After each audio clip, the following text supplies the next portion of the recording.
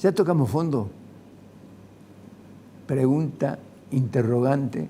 ¿Qué le hacemos a Alfredo Blanco? Alfredito, ¿cómo te va? ¿Qué tal? ¿Cómo estás, Ricardo? Bueno, ¿por qué pusimos esto si tocamos fondo? Porque existen ciertos elementos que son lugares comunes y que se toman como verdades, ¿no es cierto? Y que en realidad en la teoría económica son bastante más complejas. Es decir, la gente que dice, no, tenemos que tocar fondo para después poder rebotar, por ejemplo. Entonces hay como una discusión por estos días, incluso en la profesión, entre aquellos que dicen, mira, yo no sé si vamos a tener una recuperación en la forma de una V, ¿no es cierto? O si va a ser en la forma de una U, o si va a ser en la forma de una L, en fin.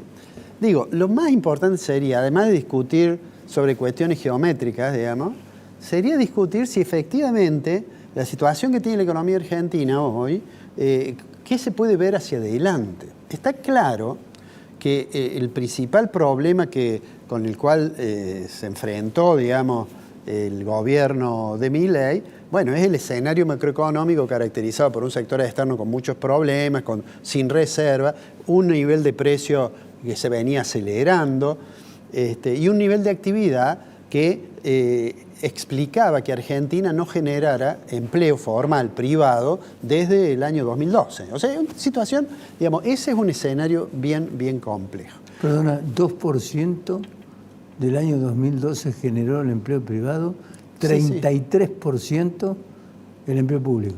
Claro, bueno, lo que sucede es que en la medida en que la economía no crece, es imposible que crezca la demanda de trabajo. Eso totalmente es obvio. Puede crecer el sector público, porque el sector público en realidad responde, la motivación para tomar empleo responde a otra realidad, digamos, no a la existencia de una demanda que le esté pidiendo a la empresa que produzca más. Entonces digo, con el tema de la inflación, vamos a comenzar, te diría, con la parte buena. Con el tema de la inflación, después de aquella devaluación tan violenta que explica además parte del aceleramiento de la inflación de diciembre, aquel 25%, digo, el gobierno puede decir, bueno, mire, está bajando, porque de hecho, sí, este viernes, cuando se conozca el dato del INDEC, es altamente probable que esté en torno al 10%, o a lo mejor menos.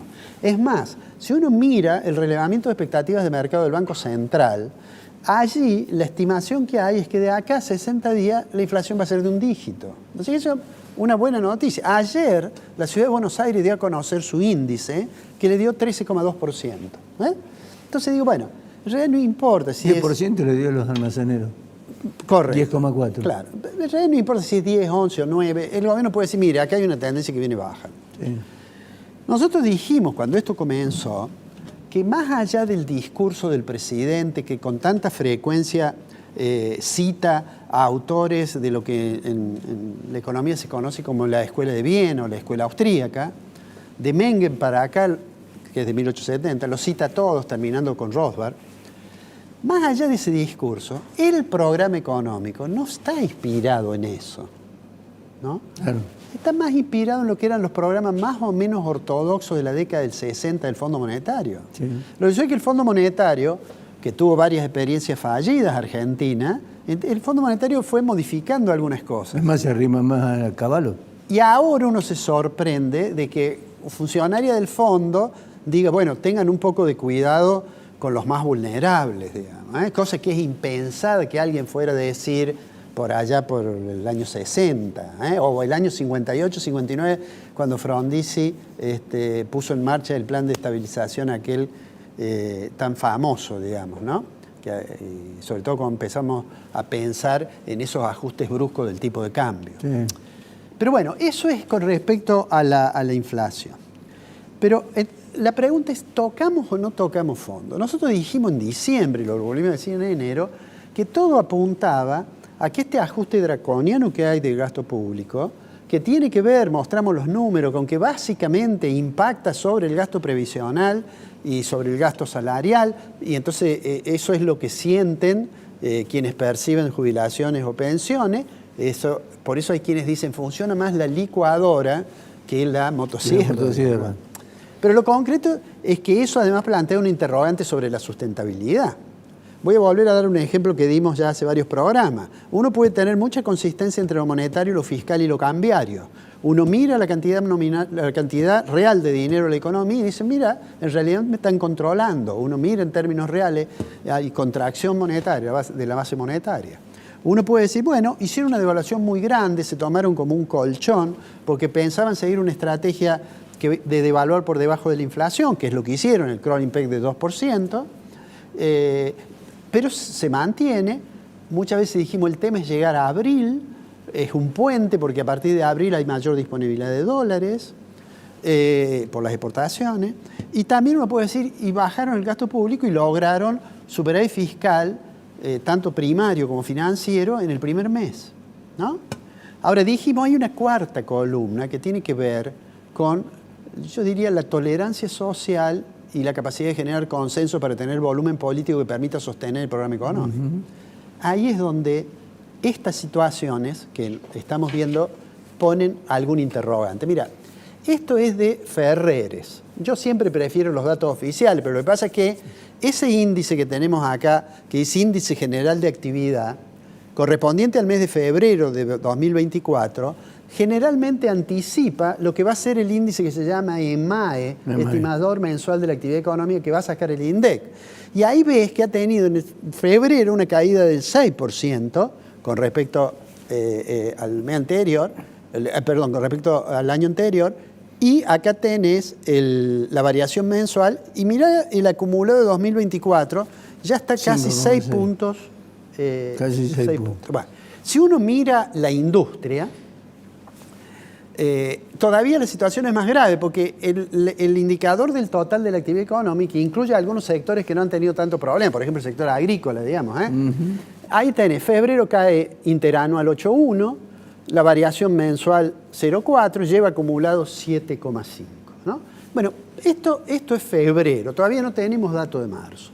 Pero la Cámara Argentina de la Mediana Empresa hace todos los meses una encuesta, que por supuesto no tiene la validez de una información como puede ser el INDEC, porque el INDEC es una oficina estadística con metodología y personal muy formado. Pero mirá las ventas minoristas de las pymes, cómo fueron en marzo según este dato de CAME. Son casi 13% más bajas que el año pasado. 22% lleva acumulado este año. Mucho. Y 3,2% es lo que fue marzo respecto de febrero. O sea que lo que deberíamos esperar es que marzo entonces, cuando conozcamos los datos oficiales, vuelva a caer.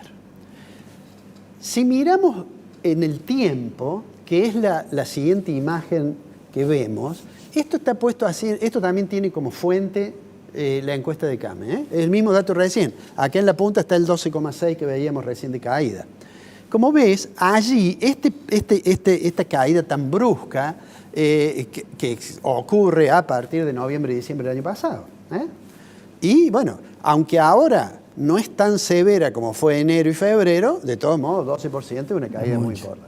Y fíjate vos, siempre es bueno tener presente que cuando hay una crisis, no a todos los sectores le va igualmente mal, siempre hay cierta heterogeneidad, ¿no es cierto?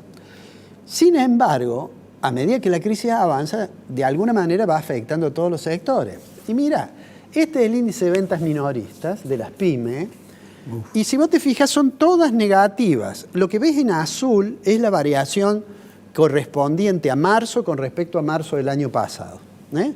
Y en verde es lo que se ha acumulado de variación, o sea, es enero-marzo de este año contra enero-marzo del año pasado. Ahí tenés, alimentos y bebida cayó el 28, bazar el 20, el 35 producto de la farmacia, en fin. Bueno, el promedio te da más o menos 22% de caída.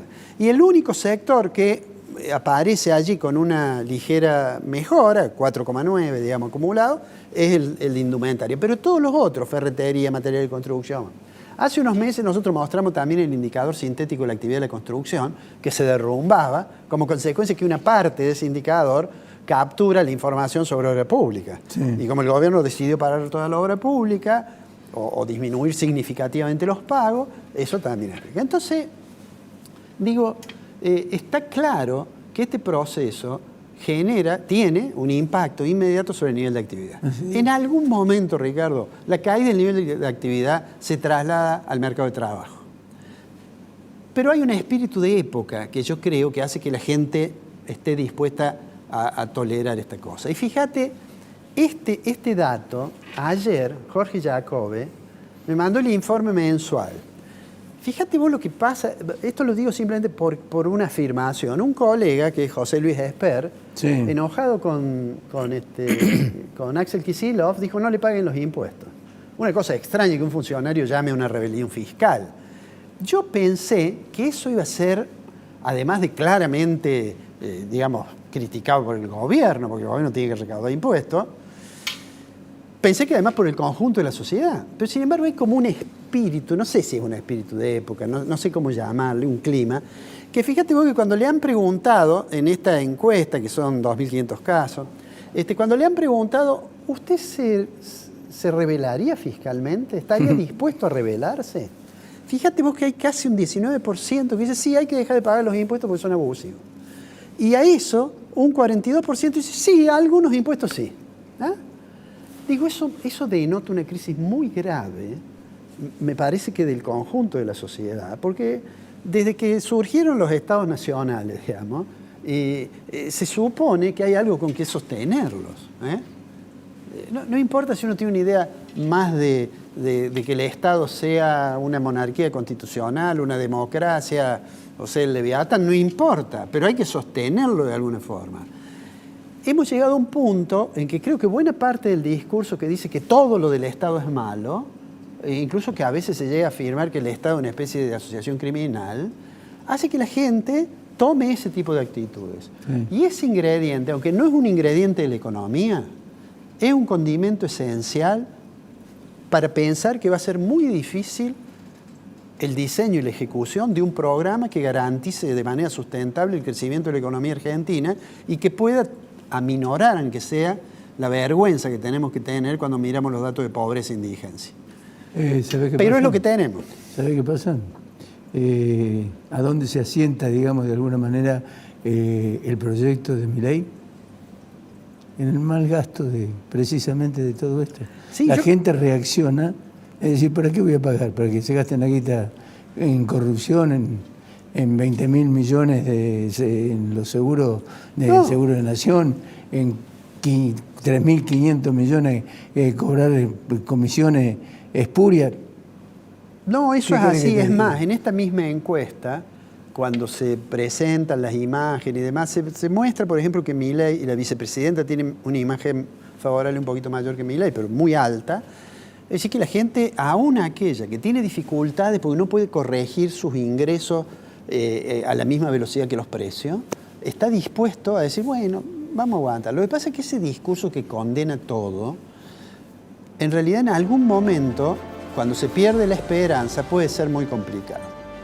Nos vemos la semana que viene. Nos vemos la semana que viene.